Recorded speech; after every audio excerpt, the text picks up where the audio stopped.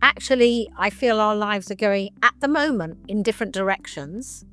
And that's where we are. And admitting it, to be able to say it out loud, then it gives you permission without doing damage to either of you and having to have a big drama. There's no one to blame. We move positions, we change, we do different things, we have different desires over the period of years. Why is it not okay with friendships?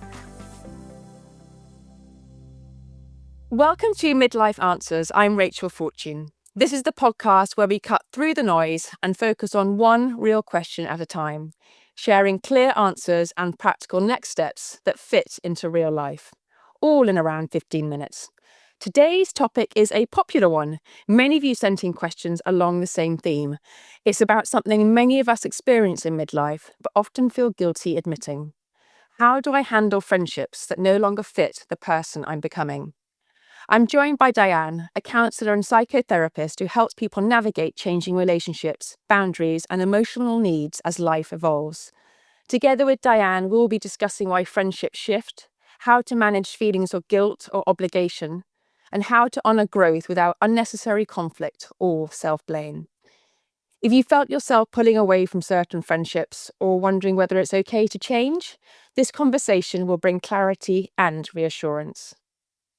Thank you so much for joining us today, Diane, on a topic that seems very popular, especially for women in middle age.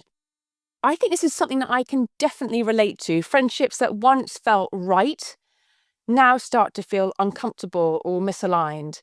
So why do you think this is happening in midlife? Well, you've got lots of responsibilities that you didn't have maybe when you first met. And your life has changed shape.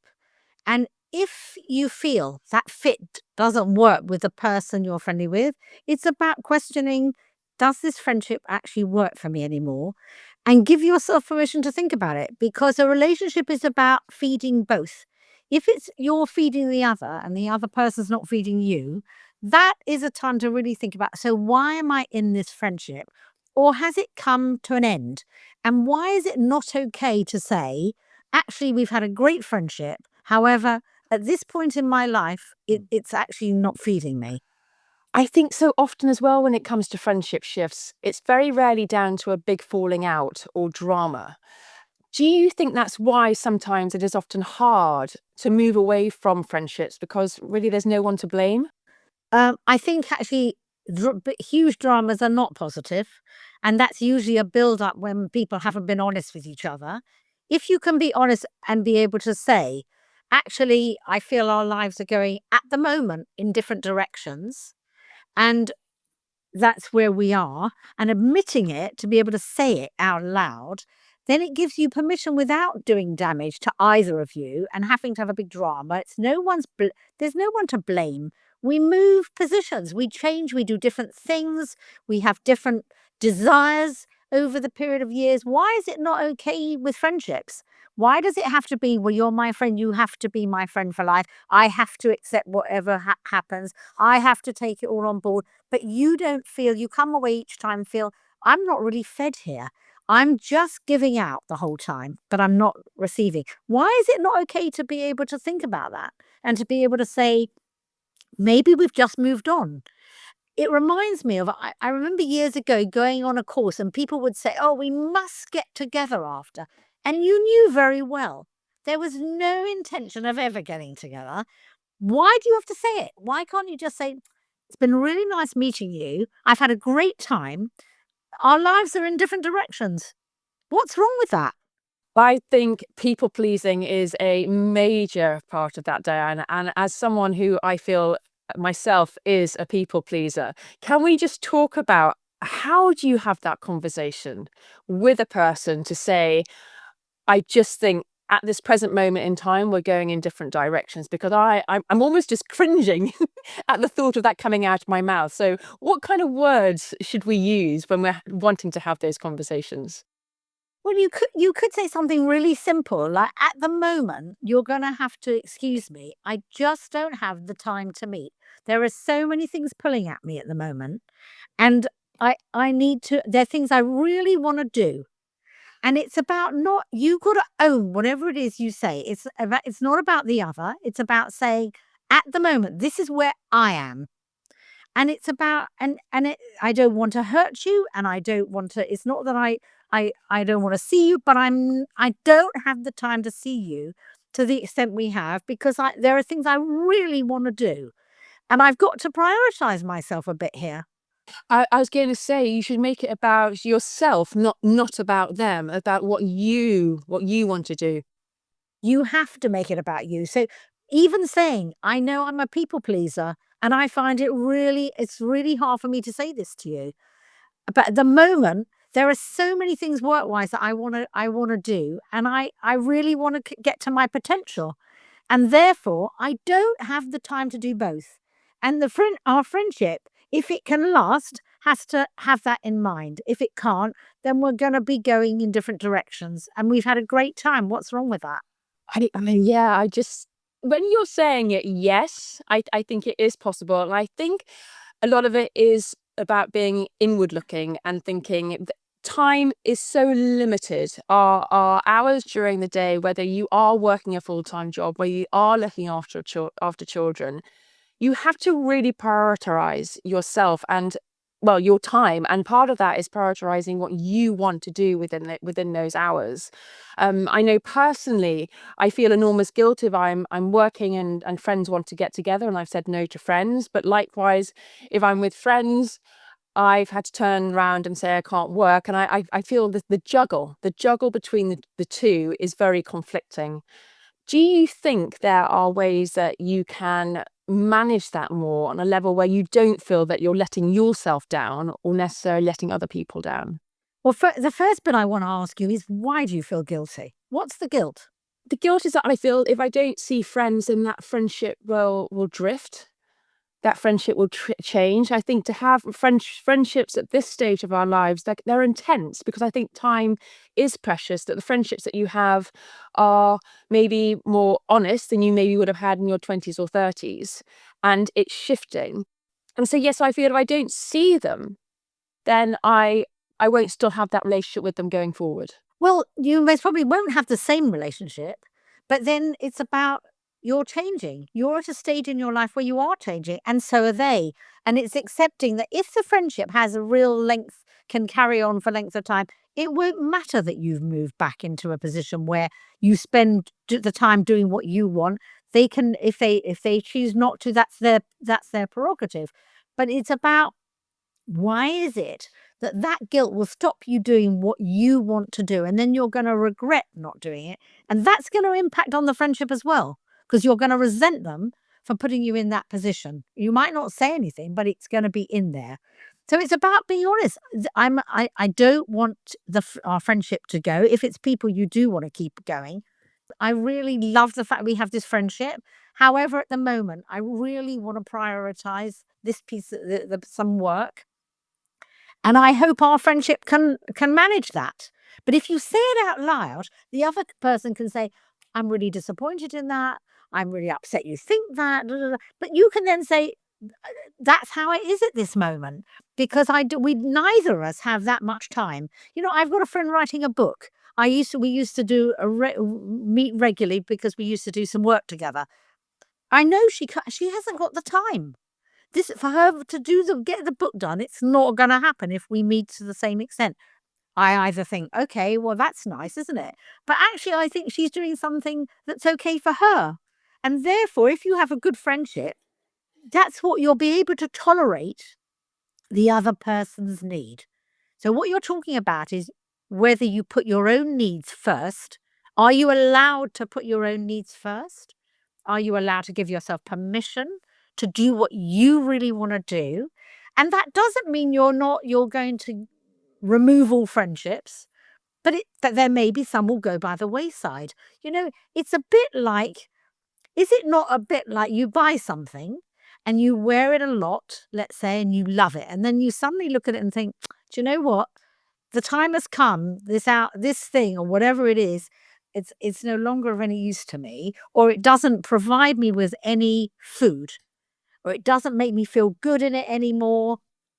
Then it's being able to say, do I keep going wearing it?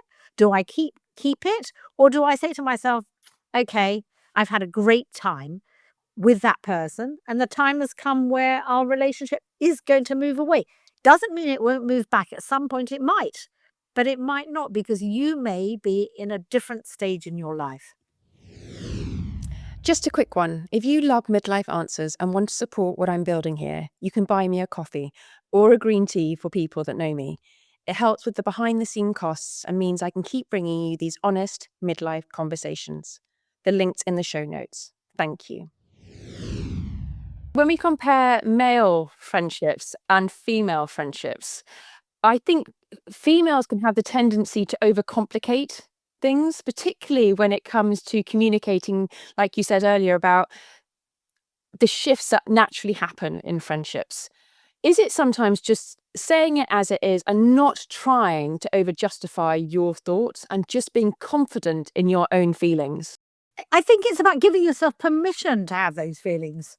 You're saying because you really don't want to hurt anybody, and you tend to always want to placate in some way and get people. You don't want to upset anybody, but what you're doing is hurting yourself. Actually, you're not being honest with yourself, and it's about being honest. It's about This is where I am in my life. This is a really important period to me, and this is what I need. It's okay, it's very interesting. I can remember years ago going to something and someone said, "She was such a good woman," right? Why was she such a good woman? She helped everybody, okay? Meanwhile, the woman had become really seriously ill, and I thought to myself, so she's carrying inside all the things she maybe wanted for herself that she never did, and that's made her ill. But she's such a good woman. Really? She wasn't good to herself.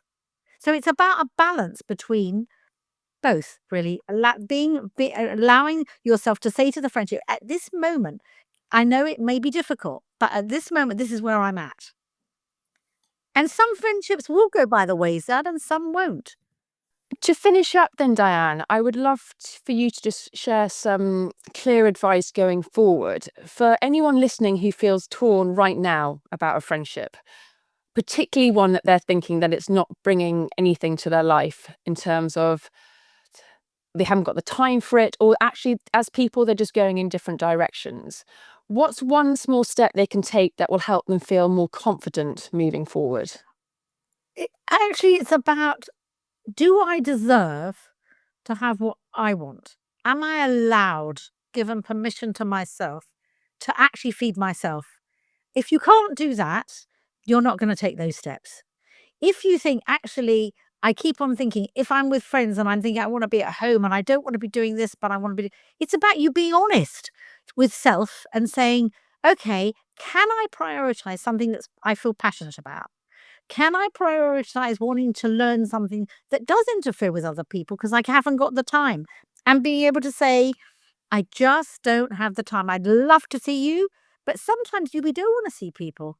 It's about being able to say, okay, no, I haven't got time to see you. You don't necessarily, some people will be able to say, it's not gonna happen, or you actually just don't, you're not available for a period of time. And then they'll think, oh, well, clearly she doesn't want to be, okay, then you've moved on. I'm not very good at big celebrations where people talk, what I call small talk all the time. I cannot do for too long. I can't. It doesn't feed me in any way. And I've made it quite clear with friends, I'd much rather see you on my own or in some small group, because that means something to me. I get something out of it and I can offer something. And if you're just doing it for everybody else and it's not feeding you, you need to question, why am I not important enough to look after me? Oh, that is fabulous. I'm sitting here thinking I can do this. I can be more honest, one with myself about what I want to get out of my life in general, in terms of whether doing more career choices or deepening friendships or spending time with family, but also knowing what I can do to help that come about and what steps I need to take so that I know that I am fulfilling myself and not doing it to people please. I think it's really important, really important. When I was preparing for this conversation, it made me look back at friendships in my own life that have faded over time or just aren't what they used to be. I felt so guilty about that, thinking that it's my fault that I should have tried harder, done more, held on. But listening to Diane speak today, I'm reminding myself that not all friendships are meant to last forever, and that's okay. If this conversation resonated, I would love you to take one thing away with you. Changing doesn't mean you failed at a relationship. It doesn't mean you're unkind, disloyal, or selfish. It means you're paying attention to yourself. Midlife has a way of asking us to be more honest. Do you get that too? About where our energy goes, about what feeds us, and about what no longer fits the person we're becoming. We're allowed to grow, we're allowed to prioritise ourselves, and we're allowed to let friendship shift without turning it into a story of blame or guilt. This isn't about people pleasing, it's about being authentically ourselves. If this episode helped you feel a little clearer or a little less alone, I'd love you to share it with a friend who might need to hear it right now. You can also follow Midlife Answers for more short, honest conversations like this, one real question at a time. And don't forget, if there's something pressing on your mind, something you'd love help unpacking, you can leave a voice note via the website, midlifeanswers.com. Together with an expert, we can help you find the answers. Your questions really do shape these conversations, and I always love hearing from you. On my website, you can also find the link to buy me a coffee or a green tea. Join me next time when I'll be talking about bladder leakage and pelvic discomfort with Dr Sharma, a topic that's rarely talked about, but such a necessary conversation to have. Thank you, as always, for listening. And remember, you are allowed to choose what feeds you.